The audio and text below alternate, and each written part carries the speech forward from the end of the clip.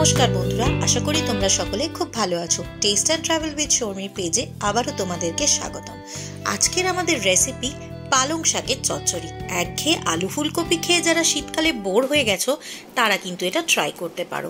খুব সামান্য কিছু ইনগ্রেডিয়েন্টস লাগে। প্রথমে কড়াই আমি সর্ষের তেল গরম করে নিলাম, তাতে দিলাম 3টে শুকনো লঙ্কা ফোড়ন, কালো জিরে ফোড়ন, সর্ষে ফোড়ন, মেথি ফোড়ন, তার সাথে দিয়ে দিলাম জিরে ফোড়ন আর মৌরি ফোড়ন, মানে টোটাল 5 ফোড়ন। এটা অনেকে মিশিয়ে ব্যবহার করে, আমি আলাদা আলাদা করেই ব্যবহার করি।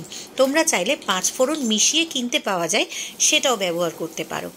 এরপর এই তেলটা একটু গরম হলে আর ফোড়নটা ফাটতে শুরু করলে আমি এর মধ্যে মিশিয়ে দিলাম আলু। আমি এখানে চন্দ্রমুখী আলু ব্যবহার করেছি, তাই আলাদা করে স্টিম করে নেওয়ার প্রয়োজন পড়েনি। চন্দ্রমুখী আলুটা আমি দেখো একটু ডুমো ডুমো করে কেটে নিয়েছি। নিয়ে এটাকে ভাজবার জন্য আমি কড়াই ছেড়ে দিয়েছি। নাড়াচাড়া করে আলুটা আমি কিছুক্ষণ ভেজে নেব। আলুটা একটু হালকা ভাজা হলে এর মধ্যে আমি দিয়ে দেব সম পরিমাণ কুমড়ো আর আলুর যে পরিমাণটা সেটা যেন সমান সমান থাকে। এবার এটা দেওয়ার পরেও আমি একটুখানি ভেজে নিয়ে মিশিয়ে দিলাম সম পরিমাণ পটল।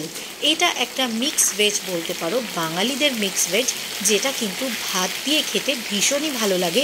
আর এটা কিন্তু সম্পূর্ণ নিরামিষ একটা রেসিপি, তাই শনি মঙ্গলবার যারা নিরামিষ খাও বা বৃহস্পতিবার যারা নিরামিষ খাও তারাও ট্রাই করে দেখতে পারো। সবজিগুলো মোটামুটি ভাজা হয়ে গেলে এরপর আমি এর মধ্যে মিশিয়ে দিলাম বেগুন, যেটা কিন্তু অন্য সবজির তুলনায় আমি একটু বড় বড় করে কেটেছি, কারণ বেগুন খুব তাড়াতাড়ি গলে যায়। তাই বেগুনটা কিন্তু আমি একটু বড় বড় সাইজের কেটেছি। আর বেগুনটাও কিন্তু আমি সম পরিমাণ ইউজ করলাম, মানে প্রত্যেকটা সবজি মোটামুটি আমি মিডিয়াম সাইজের বাটির 1 বাটি করে কেটে রেখেছিলাম।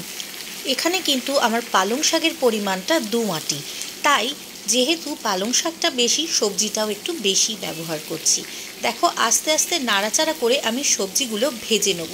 এই মুহূর্তে এতে আমি নুন দিচ্ছি না, কারণ নুন দিলে প্রতিটা সবজির জল বেরিয়ে খুব আগেই সেগুলো নরম হয়ে যাবে।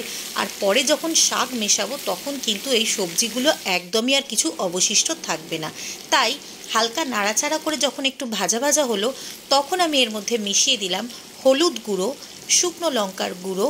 তোমরা চাইলে শুকনো লঙ্কার গুঁড়োটা স্কিপ করতে পারো, বরং 2-4টে কাঁচা লঙ্কাও অ্যাড করতে পারো যদি ঝাল কম খাও। এরপর আমি এর মধ্যে দিয়ে দিলাম সামান্য ছোট সাইজের একটা টমেটো, একই রকমভাবে ডাইস করে কেটে। আর ফাইনালি এবার আমি মেশালাম এতে স্বাদ মতো নুন আর জিরের গুঁড়ো। এই সবকটা মশলা দেওয়ার পর আমি হালকা নাড়াচাড়া করে মশলাগুলো সবজির গায়ে ভালো করে মিক্স করে নেব। আশা করি রেসিপিটা এখনও পর্যন্ত যদি তোমরা দেখো তাহলে তোমাদের দেখতে ভালো লাগছে বা একটা নতুন রেসিপির আইডিয়া তোমরা পাচ্ছ। তাই রিকোয়েস্ট করব, আমাকেও তোমাদের এইরকম ভালো ভালো রেসিপি আনার জন্য সাহায্য করো। একটু চ্যানেলটাকে সাবস্ক্রাইব করো, কমেন্ট করে জানাও তোমাদের এই রেসিপিসগুলো কেমন লাগছে। আর অতি অবশ্যই একটা লাইক করো। যারা কমেন্ট করতে পারছো না তারা একটা হার্ট রিঅ্যাক্ট অন্তত করো, তাহলেও আমি জানবো আমার এই রেসিপিসগুলো তোমাদের ভালো লাগছে। এরপর দেখো আমি এর মধ্যে মিশিয়ে দিলাম কেটে রাখা পালং শাক। আমি এখানে 2 আঁটি পালং শাক ইউজ করেছি।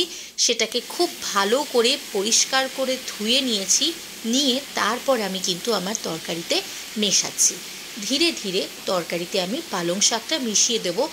খুব একটা কড়াই উপচে পড়ছে দেখে ভয় পেও না, কারণ পালং শাক থেকে প্রচুর পরিমাণে জল বেরোয়, তাই এটা কিন্তু আস্তে আস্তে কমেই যাবে।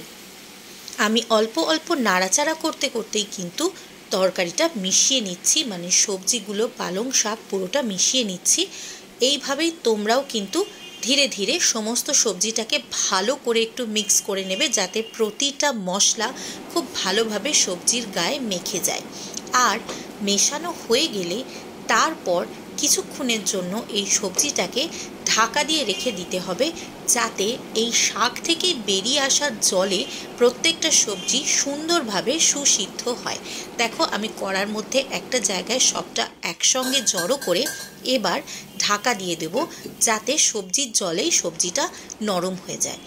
দেখতে পাচ্ছ আমি 5 মিনিট পর যখন ঢাকনাটা তুললাম প্রতিটা সবজি কিন্তু জল ছেড়েছে এবং আস্তে আস্তে শাকটা থেকেও জল বেরিয়েছে। এইভাবেই কিন্তু সবজির জলেই সবজিটা নরম হবে। পালং শাকে কিন্তু আলাদা করে একদম জল মেশাবে না। এবার তুমি চেক করে নিতে পারো একটা আলু বা কুমড়ো প্রেস করে যে সেদ্ধ হতে কতটা বাকি। আমার যেরকম দেখে মনে হলো আরও একটু সেদ্ধ হওয়া দরকার, তাই আমি আরও মিনিট 5-7 ঢাকা দিয়ে রেখে দিয়েছিলাম। কিছুক্ষণ ঢাকা দিয়ে রাখার পর আরও একটু জল বেরিয়েছে, কারণ তোমরা সকলেই জানো পালং শাক থেকে কিন্তু প্রচুর পরিমাণ জল বেরোয়। আবারও একটু আমি নাড়াচাড়া করে ঢাকা দিয়ে রেখে দিলাম আরও 2-3 মিনিটের জন্য। এইভাবেই কিন্তু ঢাকা দিয়ে দিয়ে আর বারবার খুলে খুলে আমি চেক করলাম যাতে আমার সবজিগুলো সফট হয়েছে কিনা। দেখতেই পাচ্ছ সবজিগুলো থেকে কিন্তু প্রচুর পরিমাণ জল রিলিজ করেছে। এবার আমি আলতো করে নাড়াচাড়া করব এমনভাবেই যাতে কোনো সবজি ভেঙে না যায় বা মেখে না যায়। তো সবজিটাকে ভালো করে নাড়াচাড়া করে নিয়ে জলটা একটু শুকনো হওয়া পর্যন্ত আমি ভাজা ভাজা করে নেব। সমস্ত সবজিগুলো ভালোভাবে মিশে গেলে আর সফট হয়ে গেলে এর মধ্যে আমি এবার মিশিয়ে দেব সামান্য 1 চা চামচ চিনি। চিনিটা দেওয়ার পর আরও একটু নাড়াচাড়া করে খুব ভালোভাবে সমস্ত মশলা চিনি মিশিয়ে নেব আর জলটাকে একটু শুকনো করে নেব।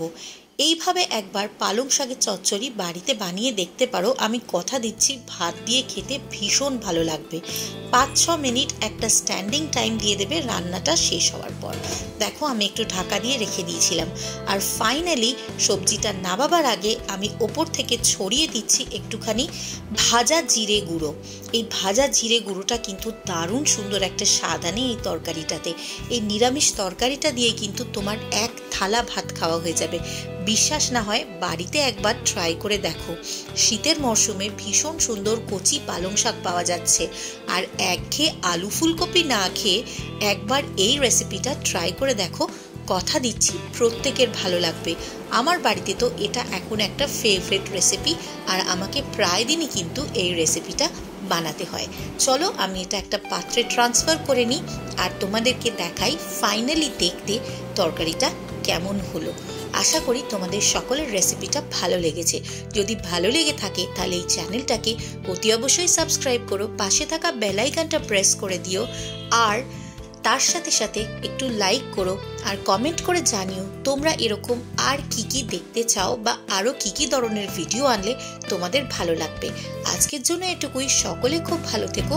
অনেক ধন্যবাদ আমার চ্যানেলটাকে এইভাবে সাপোর্ট করার জন্য।